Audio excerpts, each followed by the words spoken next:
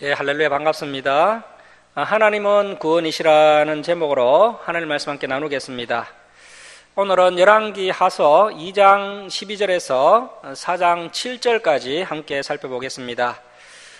우리는 지난 시간에 엘리야와 엘리사가 요단까지 함께 동행을 했고, 요단 동편에서 엘리야가 천군 천사들의 호의를 받으면서 강력한 해오리 바람을 타고 성천하는 장면을 살펴보았습니다. 자, 이렇게 해서 이제 엘리야의 시대에서 엘리사의 시대로 전환이 되게 됩니다. 엘리사는 엘리야의 성천 장면을 보았기 때문에 2장 10절의 말씀을 따라 엘리야의 갑절의 능력을 받아 엘리사가 이제 사역을 감당하게 됩니다. 자, 열왕기하서 2장 12절 말씀 보십시오. 열왕기하서 2장 12절입니다. 엘리사가 보고 소리 지르되 내 아버지여 내 아버지여 이스라엘의 병거와 그 마병이여 하더니 다시 보이지 아니하는지라. 이에 엘리사가 자기의 옷을 잡아 둘로 찢고, 자, 처음에는 이제 엘리야가 올라가는 모습이 좀 보였는데요. 이제 불수레야 불말이 엘리사를 갈라놓자 해오리 바람이 불고, 이 엘리야 선지자가 해오리 바람을 타고 올라가는 모습이 이제 처음에는 좀 보이다가 나중에 이제 엘리야가 갑자기 사라져 버렸습니다. 자, 이렇게 이제 엘리야가 성천을 하니까 이 엘리사가 이제 홀로 남아 얼마나 애롭겠습니까? 그동안 스승인 엘리야 선지자를 의지하면서 살았는데 엘리야가 성천하자 엘리사가 상당히 애로워하는 것을 볼 수가 있습니다. 자, 13절 말씀 보십시오. 엘리야의 몸에서 떨어진 겉옷을 주워가지고 돌아와 요단 언덕에 서서 엘리야의 몸에서 떨어진 그의 겉옷을 가지고 물을 치며 이르되 엘리야의 하나님 여호와는 어디 계시니까 하고 그도 그 엘리야의 옷을 가지고 물을 치매 물이 이리저리 갈라지고 엘리사가 맨 땅으로 건너니라. 자, 여러분, 이 14절은요 엘리사가 엘리야의 갑절의 영감을 받았다는 표적입니다. 엘리사가 갑절의 영감을 받을 때 뭐 넘어지거나 엎어지거나 몸이 뜨거워지거나 그런 현상이 전혀 없었습니다. 우리가 앞에서 봤듯이 솔로몬도 놀라운 하나님의 지혜를 받았을 때 잠에서 깨었더니 그런 놀라운 은사를 받았습니다. 오늘날 은사주의자들은 뭔가 신비한 체험을 해야 이러한 은사를 받는 것으로 생각을 하는데, 뭐 성경을 자세히 보면 그렇지 않습니다. 그러한 현상이 없어도 하나님의 은사가 이렇게 자연스럽게 임하게 된다는 것입니다. 자, 여러분, 그런데 이러한 하나님의 은사 능력이 언제 나타나게 될까요? 우리가 하나님의 일을 행할 때 나타나게 됩니다. 아무리 놀라운 하나님의 은사가 내게 있다 할지라도 내가 하나님의 일을 하지 않으면 나타나지 않습니다. 그래서 사모하는 마음으로 우리가 하나님의 일을 감당하다 보면 이렇게 놀라운 하나님의 은사가 나타나게 되는 것입니다. 하나님께서는 이미 여러분에게 각종 좋은 은사를 부어주셨습니다. 여러분들이 전도, 선교, 봉사를 하시면 그런 놀라운 하나님의 능력이 나타나게 될 것입니다. 자, 15절 말씀 보십시오. 맞은편 여리고에 있는 선지자의 제자들이 그를 보며 말하기를 엘리야의 성령이 하시는 역사가 엘리사 위에 머물렀다 하고, 이것은 구경꾼들의 감탄인데요. 예수님 때도 기적과 이적을 지켜본 사람들이 감탄만 하고 있었습니다. 예수님의 말씀을 따라 살지 않고 기적을 보고 감탄만 했었습니다. 이 엘리야 시대 때도 이 사람들이 감탄만 하고 있습니다. 저와 여러분은 구경만 하지 않고 믿음으로 행하면 때로는 놀라운 기적을 체험하게 될 겁니다. 이 구경꾼들이 엘리야의 성령이 하시는 역사가 엘리사 위에 머물렀다 하고 가서 그에게로 나아가 땅에 엎드려 그에게 경배하고, 자, 이렇게 해서 이제 엘리사가 엘리야 선지자를 이어서 이제 신학교 학장이 되고 대표적인 선지자의 역할을 감당하게 됩니다. 자, 16절 말씀 보십시오. 그에게 이르되 당신의 종들에게 용감한 사람 50명이 있으니 청하건대 그들이 가서 당신의 주인 엘리야를 찾게 하소서. 염려하건대 여호와의 성령이 그를 들고 가다가 어느 산이나 어느 골짜기에 던지셨을까 하나이다 하니라. 자, 이것이 불안한 믿음이죠. 성령님이 들고 올라갔으면 간 것이지 들고 올라가다가 왜 던집니까? 이 사람들이 하나님께서 하신 일을 가지고 염려를 하고 있습니다. 역시 구경꾼들의 믿음은 너무나도 불안합니다. 이 신학생들이 이렇게 염려하고 있습니다. 자, 이제 16절 끝에 보십시오. 엘리사가 이르되 보내지 말라 하나. 자, 그래서 엘리사가 너희가 왜 그런 쓸데없는 것을 염려하느냐, 사람들을 보내지 말라 하면서 만류를 합니다. 자, 17절을 보십시오. 무리가 그로 부끄러워하도록 강청하매. 믿음이 부족하면 좀 잠잠히 있으면 되는데 이렇게 염려함으로 강청을 하니까 엘리사가 어쩔 수 없이 받아줍니다. 직접 온 산을 헤매면서 고생을 해봐야 비로소 믿음이 없었다는 것을 깨닫게 되는 거죠. 자, 강청함에 보내라 한지라 그들이 50명을 보냈더니 사흘 동안 찾되 발견하지 못하고, 자, 그래서 사흘 동안 아무리 찾았지만 아무것도 찾지 못하고 괜히 생고생만 하게 됩니다. 그러니까 확실하게 따르지 못하는 불안한 믿음, 생각은 많고 행함이 없는 이런 불안전한 믿음을 가진 사람들은 만사가 피곤하게 됩니다. 여러분, 학창 시절에 그 체육 시간에 해체 모여 해본 적 있죠? 그때 선생님 앞에 있는 학생들은 한 발짝만 움직이면 됩니다. 그런데 멀리 떨어져 있는 학생들은 정신없이 뛰어다녀야 합니다. 그래서 우리가 무슨 일을 하더라도 중심에 서서 일을 해야 안 피곤합니다. 자꾸 요령 피우고 변두리에서 빙빙 돌면서 그렇게 일을 하면요, 범사의 인생이 피곤하게 되는 것입니다. 자, 18절 말씀 보십시오. 엘리사가 여리고에 머무는 중에 무리가 그에게 돌아오니 엘리사가 그들에게 이르되 내가 가지 말라고 너에게 이러지 아니하였느냐 하였더라. 믿음이 없으니까 괜히 쓸데없는 일에 에너지 낭비를 하고 정작 써야 할 곳에는 에너지를 집중하지 못하게 됩니다. 자, 이제 19절에서 22절은 여리고성 수질정화 이적이 나오는데요.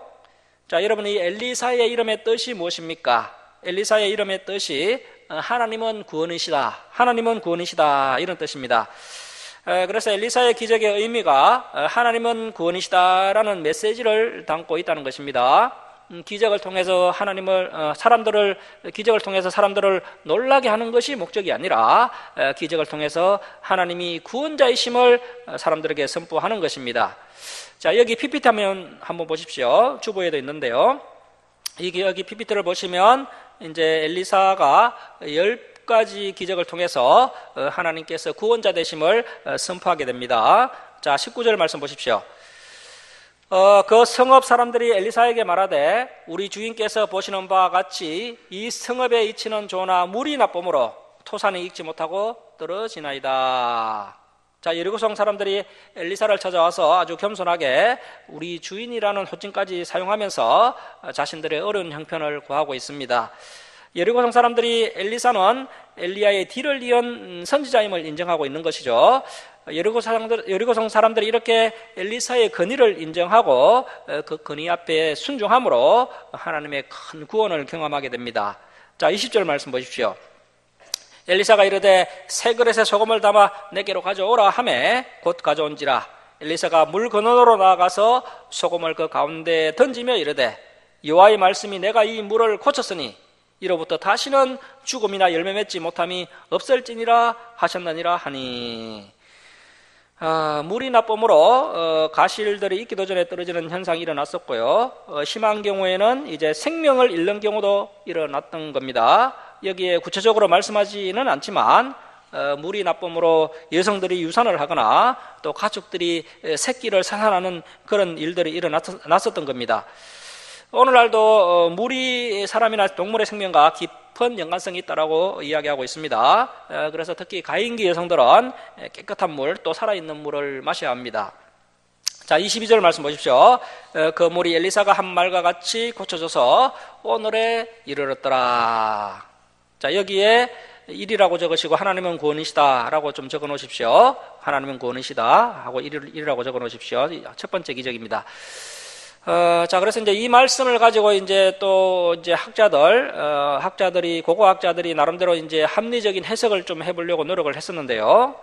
그래서 이제 학자들이 주장하기를 이 당시에 이제 우물물 근원에 독소를 내뿜는 달팽이가 많이 서식하고 있었다고 이야기합니다. 그래서 그 달팽이 독소 때문에 물이 나빠지게 되었다라고 하는데요. 그래서 엘리사가 그 우물에다가 소금을 한 바가지 끼얹었더니 달팽이가 다 죽어서 물이 치료되었다, 이렇게 주장을 하고 있습니다. 이 고고학자들의 주장하는 내용이 사실인지는 알 수가 없지만 물이 이렇게 해서 고쳐졌다 할지라도 참 놀라운 일인 것이죠. 엘리사가 수질학이나 생물학을 전공한 학자도 아니기 때문에 소금으로 물을 치료하는 방법을 알았을 리가 없습니다. 그래서 이제 하나님께서 주신 지혜가 분명하다는 것이죠.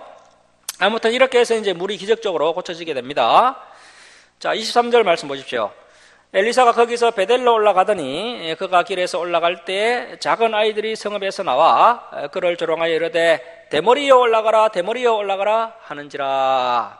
자, 여기에서 이 작은 아이들이라는 그 히브리어 언어가요, 나르인데요. 그런데 이 나르라는 히브리어가 어린아이만 해당되는 것은 아니고 어린아이부터 청년까지 다 해당이 되는 말입니다. 그래서 이 23절의 작은 아이들은 청년 정도로 보는 것이 맞습니다. 이 청년들은 이미 선악을 구별할 만한 나이가 되었기 때문에 잘못을 했으면 당연히 하나님의 징계를 받게 됩니다. 자, 이 청년들이 엘리야에게 대머리에 올라가라 대머리에 올라가라 이렇게 말을 하면서 엘리야를 모욕하고 놀렸다는 것입니다. 자, 여러분, 다른 사람의 애모를 비하하고 놀리면 굉장히 큰 상처를 받게 됩니다. 그래서 우리 성도님들은 말조심을 해야 되고요. 특히 애모를 가지고 다른 사람들을 비방하는 그런 말을 하면 안 됩니다. 이 청년들이 하나님의 종 엘리사를 비방을 했습니다. 이 청년들의 눈에 보이는 주의 종을 비방했다면 보이지 않는 하나님은 당연히 경외하지 않는다라고 볼 수 있는 겁니다. 그래서 당시 이 북이스라엘 백성들이 얼마나 하나님을 경홀히 여겼는지를 알 수가 있는 그런 대목이 되겠습니다. 이 당시 베델에는 선지 학교가 있었지만 또 북이스라엘 초대왕 여로보암이 금송아지 우상을 세웠던 곳이 바로 이 베델이고, 그래서 이 베델은 우상 숭배의 도시였습니다. 본문에서 엘리사를 만난 이 베델의 청년들은 분명히 종교 혼합주의와 인본주의에 심각하게 오염되어서 순수한 여호와의 신앙을 버린 자들이었을 것입니다. 42명이 넘는 수많은 청년들이 베델 성 밖에 떼를 지어 나와서 한 목소리로 엘리사를 조롱했던 이 사건은 결코 우연히 일어난 사건이 아닌 것입니다. 이들은 분명 혼합주의와 인본주의에 물든 자들로서 엘리야를 계승하여 북이스라엘의 대표 선지자직을 감당하기 시작한 엘리사에게 깊은 적개심을 가지고 계획적이고 조직적으로 엘리사의 거리에 도전하였던 것으로 보입니다. 이들의 행동은 표면적으로는 엘리사를 대적하고 있지만 그 이면을 보면 엘리사를 선지자로 세우신 하나님의 권위에 도전하는 아주 교만하고 악한 행동임을 알 수 있습니다. 자, 24절 말씀 보십시오. 엘리사가 뒤로 돌이켜 그들을 보고 여호와의 이름으로 저주하매. 그래서 엘리사가 어린아이 초등학생 정도 되는 그런 아이들이 놀린 것 때문에 화가 난 것이 아니라 선악을 분별하는 그 청년들이 하나님의 종을 비방했기 때문에 이렇게 화가 났고, 그래서 하나님의 이름으로 저주한 것으로 볼 수 있습니다. 자, 여호와 이름으로 저주하매 그 수풀에서 앙곰 둘이 나와서 아이들 중에 42명을 찢었더라. 자, 그래서 이제 앙곰 두 마리가 나와서 이 42명의 청년들을 찢었으니까 더 많은 청년들이 엘리사를 비방했던 것으로 보입니다. 아무튼 이 청년들이 곰에 찢겨 죽었는지 살았는지는 알 수가 없습니다. 자, 25절 말씀 보십시오. 자, 25절 우리 함께 읽겠습니다. 자, 시작. 엘리사가 거기서부터 갈멜산으로 가고 거기서 사마리아로 돌아왔더라. 자, 이제 3장에는 엘리사의 두 번째 기적이 소개되고 있습니다. 이러한 기적들이 모두 하나님이 이스라엘의 유일한 구원자 되심을 보여주는 것입니다. 그래서 기적이 그냥 기적으로 끝나는 것이 아니라 그 기적 가운데 하나님이 이스라엘의 유일한 구원자 되신다, 이러한 메시지가 깊이 계시되고 있는 것입니다. 자, 그래서 이제 두 번째 기적을 살펴보겠습니다. 여기 PPT를 한번 보시면요, 이제 두 번째 기적은 아합왕이 죽자 이제 모압이 북이스라엘을 배반했었죠. 그래서 이제 북왕국과 남왕국과 에돔이 이제 연합을 해서 배반한 모압을 응징하는 그러한 이야기가 이제 3장 전체에 기록되어 있습니다. 이 모압을 응징하는 전쟁에서 이제 엘리사를 통해 하나님의 놀라운 기적이 일어나게 됩니다. 자, 3장 1절 말씀 보십시오. 유다의 여호사밧 왕 18째 해에 아합의 아들 여호람, 이 여호람은 북이스라엘의 제9대 왕입니다. 여호람이 사마리아에서 이스라엘을 12해 동안 다스리니라. 그 여호람이 여호와 보시기에 악을 행하였으나 그의 부모와 같이 하지는 아니하였으니 이는 그가 그의 아버지가 만든 바알의 주상을 없이 하였음이라. 그러나 그가 느밧의 아들 여로보암이 이스라엘에게 범하게 한 그 죄, 이 죄는 금송아지 우상을 섬기는 죄입니다. 금송아지 우상을 섬기는 죄를 따라 행하고 떠나지 아니하였더라. 모압 왕 메사는 양을 치는 자라 새끼 양 10만 마리의 털과 순양 10만 마리의 털을 북이스라엘 아합 왕에게 바치더니, 자, 이렇게 모압이 북이스라엘 속국으로서 아합에게 조공을 잘 바쳤습니다. 자, 그런데 5절 말씀 보십시오. 아합이 죽은 후에 모압 왕이 북이스라엘 왕을 배반한지라. 그때 요람 왕이 사마리아에서 나가 온 북이스라엘을 둘러보고 또 가서 남유다의 왕 여호사밧에게 사신을 보내 이르되, 모압 왕이 나를 배반하였으니 당신은 나와 함께 가서 모압을 치시겠느냐 하니, 그가 이르되 내가 올라가리이다. 나는 당신과 같고 내 백성은 당신의 백성과 같고 내 말들도 당신의 말들과 같으니이다 하는지라.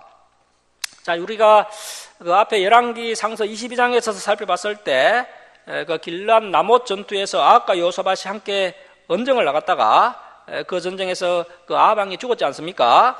그때도 이 여호사밧이 했던 말이 7절 하반절과 똑같은 말을 했습니다. 여호사밧이 그때 전쟁에 참여했다가 많은 어려움을 당했었는데 지금도 여전히 정신을 차리지 못하고 이렇게 북이스라엘과 가까이 지내고 있습니다. 자, 그래서 저와 여러분이 다시 한번 주위에 정리할 것이 없는지 한번 살펴봐야 합니다. 우리가 관계를 맺은 사람 중에 하나님이 기뻐하지 않는 악한 사람이 있다면 빨리 관계를 정리하는 것이 옳습니다. 자, 8절 말씀 보십시오. 여호람이 이르되 우리가 어느 길로 올라가리까 하니, 그가 그 여호사밧이 대답하되 에돔 강약길로니이다 하니라. 자, 이렇게 해서 이제 전쟁을 하러 가게 되는데요. 자, 9절 말씀 보십시오. 북이스라엘 왕과 남유다 왕과 에돔 왕이, 자, 그래서 이제 연합군을 형성해서 모압을 치러 가더니, 자, 여기 앞에 지도를 한번 보십시오. 여기 이제 그 지도를 보시면요, 이 당시에 이제 이스라엘이 남과 북으로 분열이 되었었죠. 남유다 북이스라엘로 분열이 되었고요. 그런데 이제 북이스라엘은 10지파로 구성이 되고 남유다는 2지파밖에 구성이 안 되어 있어서 북이스라엘이 훨씬 땅이 넓습니다. 그래서 요단강 동편 땅까지 땅을 차지하고 있고요. 남유다는 저 북이스라엘 아래쪽에 요단 서편 땅을 확보하고 있습니다. 그런데 이제 북이스라엘 여호람 왕이 남유다 그 여호사밧 왕과 연합을 하고 거기다가 이제 에돔 왕과도 연합을 해서 이제 남유다 북이스라엘과 에돔이 모압을 이제 둘러싸게 됩니다. 둘러싸서 에돔 강약길, 그래서 이제 모압 아래쪽으로 이제 치고 올라가게 되는 거죠. 자, 그래서 9절 중반절 말씀 계속 보시면요, 길을 둘러간 지 7일에 군사 따라가는 가축을 먹일 물이 없는지라. 그래서 이제 북왕국, 남왕국, 에돔까지 연합을 해서 모압을 치러 가는데, 사실 이 모압은 아주 작은 나라입니다. 그래서 뭐 모압점이야 하면서 아주 얕보고 갔는데 생각지도 못했던 복병을 만나게 됩니다. 그 복병은 바로 메마른 사막길이었습니다. 가도 끝이 없는 그런 사막길을 만나게 되고, 그 무더위에 이제 병사들이 일사병에 걸리게 되고요. 더 난처한 것은 그만 물이 떨어지게 된 겁니다. 이 상개국 연합군이 자신만만하게 떠났다가 이제 생명의 위협을 느끼는 아주 큰 어려움을 만나게 된 겁니다. 자, 10절 말씀 보시면 이제 앞으로 가지도 못하고 뒤로 가지도 못하는 그런 참 진퇴양난의 처지에 빠지게 되는데요. 자, 10절입니다.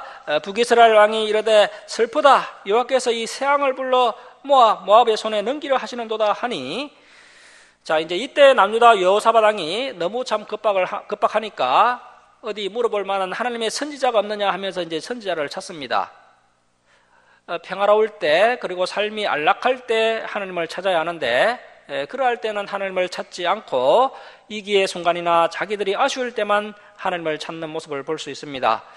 그래도 뭐 북이스라엘 왕보다 이 남유다 왕이 좀 낫습니다. 이렇게 어려울 때라도 하나님을 찾으니까 그나마 다행입니다. 자, 11절 말씀 보십시오. 남유다 왕 여호사밧이 이르되 우리가 여호와께 물을 만한 여호와의 선지자가 여기 없느냐 하는지라. 이스라엘 왕의 신하들 중에 한 사람이 대답하여 이르되 전에 엘리야의 손에 물을 붓던 사밧의 아들 엘리사가 여기 있나이다 하니, 여호사밧이 이르되 여호와의 말씀이 그에게 있도다 하는지라. 이에 북이스라엘 왕과 여호사밧 왕과 에돔 왕이 그에게로 내려가니라. 엘리사가 북이스라엘 여호람 왕에게 이르되 내가 당신과 무슨 상관이 있나이까. 자, 엘리야 때부터요, 엘리사 때까지 이 북이스라엘 왕이 참 안악하게 행동을 하고 또 말씀을 들어도 깨닫지 못하고 또 말씀도 듣지 못했기 때문에 지금 엘리사의 마음이 매우 불편한 것입니다. 이것은 바로 우리 하나님의 마음이기도 합니다.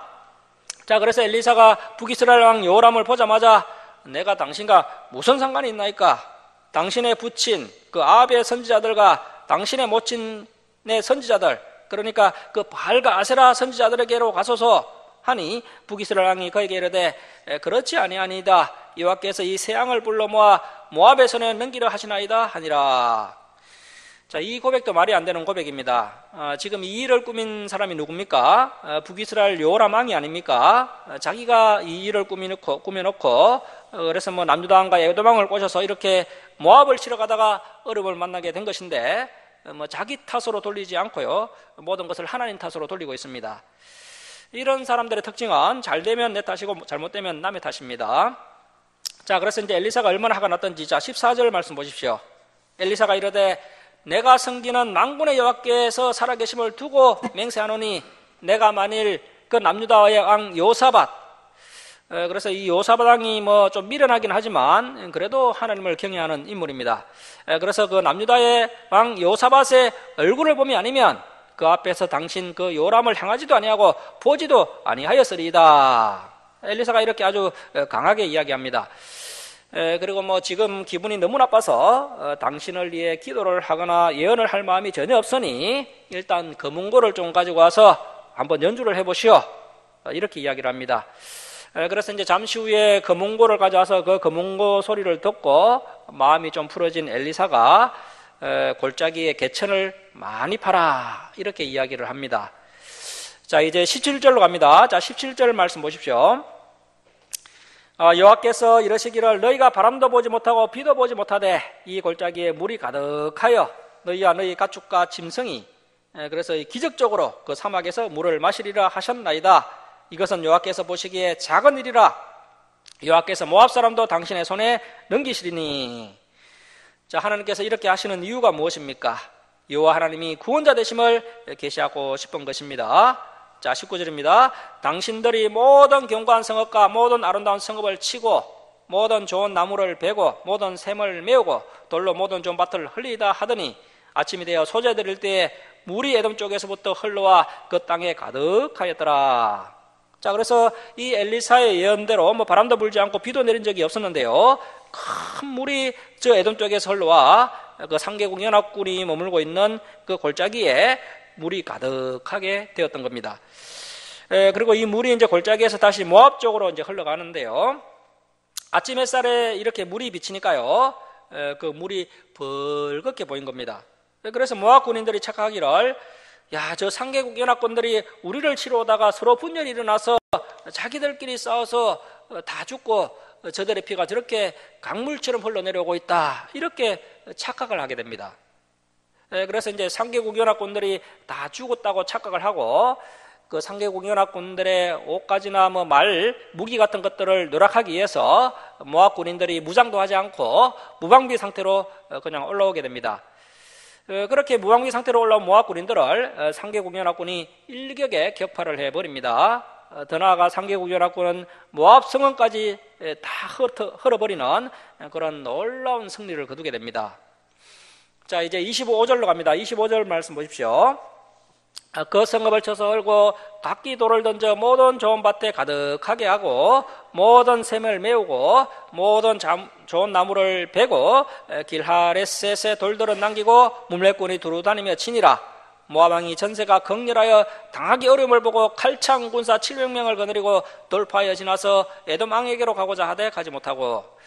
자, 모압 왕이 이제 상계국 연합군에게 완전히 포위당하게 되니까요, 그 군사력이 가장 약한 에돔 쪽을 한번 뚫어보고자 그 모압 왕이 이제 700명의 특공 부대를 데리고 포위망을 뚫어보려고 애를 써보지만 결국 뚫지 못하고 실패하게 됩니다.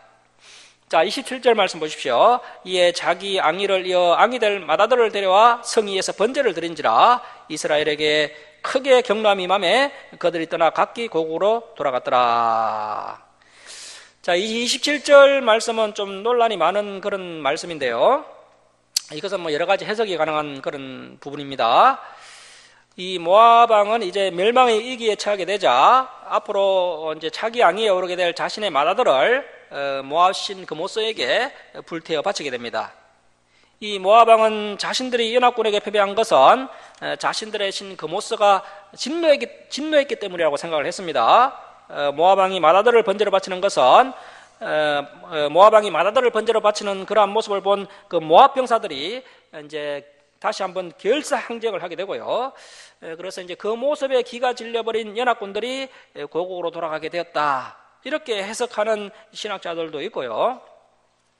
또 다른 해석은 이러한 이제 뭐 참 그 광경을 지켜본 그 북이스라엘 군인들이 크게 흔들리게 되고 그래서 이제 두려워서 철수하게 되었다. 이렇게 이야기합니다. 그래서 이제 북이스라엘이 하나님과 우상을 분간하지 못하고 이 모압이 우상 숭배하는 모습을 보고 두려워 떨었던 그 북이스라엘에게 우리 하나님께서 경노하셨다.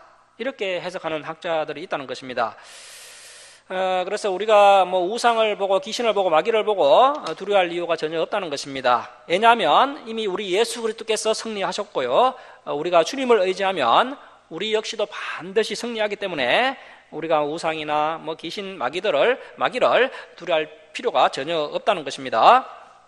자, 이렇게 해서 이제 열왕기하서 3장은 하나님의 놀라운 기적을 통해서 사막에서 물을 만나게 되고 그래서 다시 기적적으로 살아나게 되고 더 나아가서 이제 모압을 쳐서 승리까지 쟁취하게 됩니다. 그래서 27절 끝에 두 번째 하나님은 구원이시라 이렇게 적어 놓으십시오. 이라고 적어 놓으시고 하나님은 구원이시라 적어 놓으시기 바랍니다. 자, 이제 4장은 엘리사의 기적이 계속해서 나오는데요. 4번의 기적이 나옵니다. 4번의 기적이 나오는데 그 4번의 기적 중에 첫 번째 기적이 뭡니까?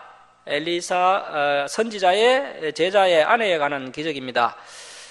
이것은 엘리사의 10번째 기적 중에 3번째 기적인데요. 자, 4장 1절에서 7절까지 내용을 보면 그 엘리사 선지자를 따르는 제자들이 많이 있었습니다.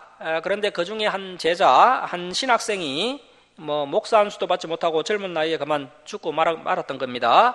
그러니까 이제 홀로 된 그 신학생의 부인, 그 가부된 신학생의 부인이 엘리사를 찾아와서 눈물을 흘리면서 엘리사에게 도움을 요청합니다.